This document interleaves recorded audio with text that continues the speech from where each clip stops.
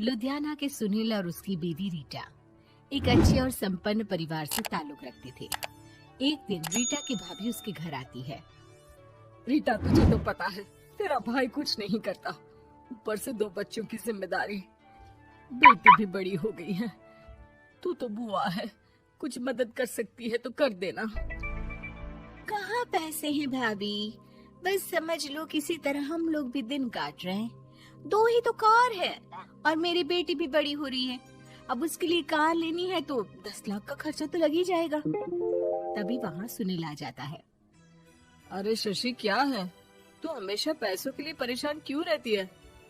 वैसे क्या जरूरत थी बेटी की शादी इतने बड़े घर में तय करने की? अरे पैसे नहीं थे तो ऐसे ही कर देती कहीं शादी। इतने बड़े होटल में क्यों कर रही है शादी? लेकिन यहाँ तो मामला शादी का है, डेट तय है। दरअसल तेरे भतीजे के पीएफ के पैसे आने हैं, पर उसमें देर हो रही है। जैसे ही पैसे आ जाएंगे मैं तेरे अकाउंट में डलवा दूंगी। ठीक है, हम लोग सोचकर बताएंगे। तभी वहाँ भतीजा आ जाता है। फूफा जी, आप लोग ही मदद कर सकते हैं, वरना तो कैसे काम होगा समझ में ही नहीं आ रहा। मैं वादा करता हूँ जैसे ही पैसे आ जाएंगे मैं आप लोगों को वापस कर दूंगा। हाँ भाई, ठीक है।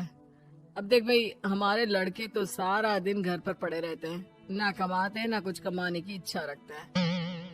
लेकिन चल ये ले, कितने पैसे चाहिए? जी 4 लाख रुपए।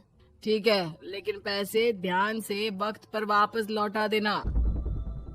सुनील मुसीबत के वक्त बीवी के भतीजे की मदद तो कर देता है, लेकिन उन लोगों के जाने के बाद देख ले रीटा, तेरे मायके वालों ने मांगा तो दे दिया, वरना इन लोगों का मुझे कोई भरोसा नहीं है।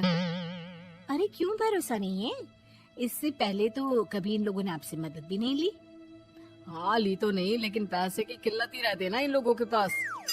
अरे ठीक है ना, नहीं लौटा पाए तो भतीजे के ससुराल से निकाल देंगे। सुना है बड़े घर में शादी हो रही है। सुनील और रीटा पैसे तो दे देते हैं, लेकिन अगले रोज ही। हाँ भाई साले साहब, क्या हाल है? ठीक हूँ जीजा जी। क्या बात है, सालों बाद आपका फोन, जरूर कोई बात होगी, बताइए ना। अरे वो तेरी बड़ी भाभी आई थी, बेटी की शादी कर रही है ना, तो पैसे लेने के लिए मैंने दे दिए 4 लाख।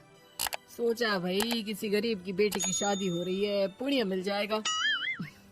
अच्छा किया जीजा जी, उनका बेटा बहुत मेहनती है, जल्द ही लौटा भी देगा। वहीं रीटा भी फोन करके हर किसी को पैसे देने की बात करती है। रीटा की भाभी शशि के पास उसके भाई का फोन आता है। तूने सुनील से पैसा लिया है क्या? नहीं भाई, सिर्फ बात की है, बोल तो रहा है कि दे देगा। वो लोग मदद करने वालों में से नहीं है, और मदद कर भी दे लेकिन समाज में गा गा कर हालत बुरी कर देते हैं।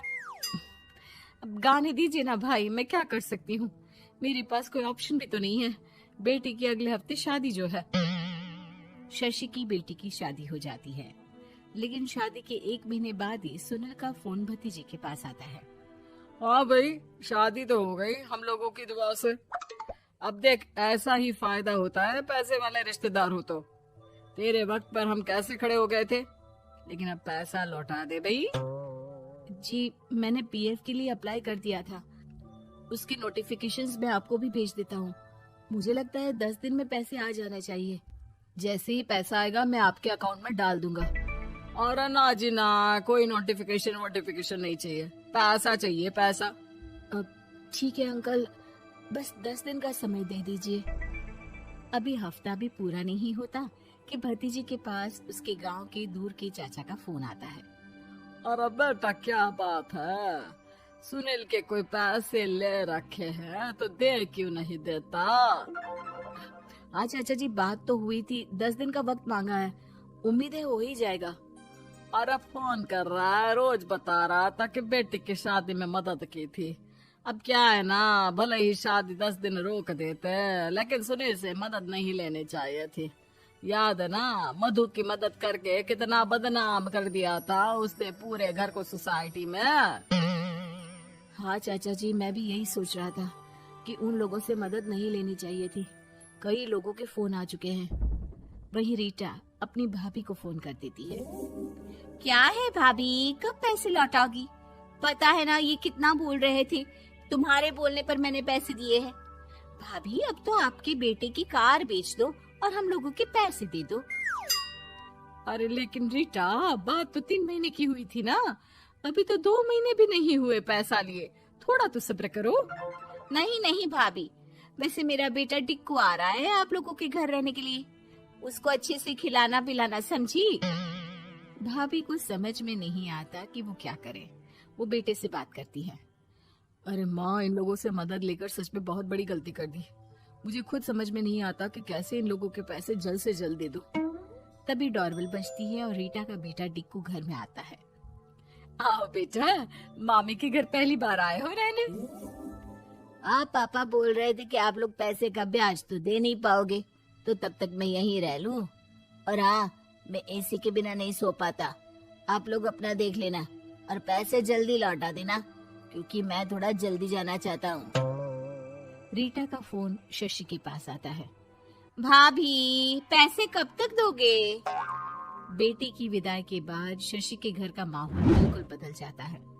वो हर वक्त बेटे से उसके पीएफ के पैसे पूछती, और पीएफ यानी कि सरकारी काम आजकल में पूरा 1 महीना और बीत जाता है। भाभी, मैं और ये अमेरिका जा रहे हैं, घूमने के लिए पैसों की बहुत जरूरत है। रीटा, मैं पूरी कोशिश कर रही हूँ कि जल्द से जल्द पैसे का इंतजाम कर दूं, लेकिन पक्का नहीं बोल सकती। तभी सुनील का फोन भतीजे के पास आता है।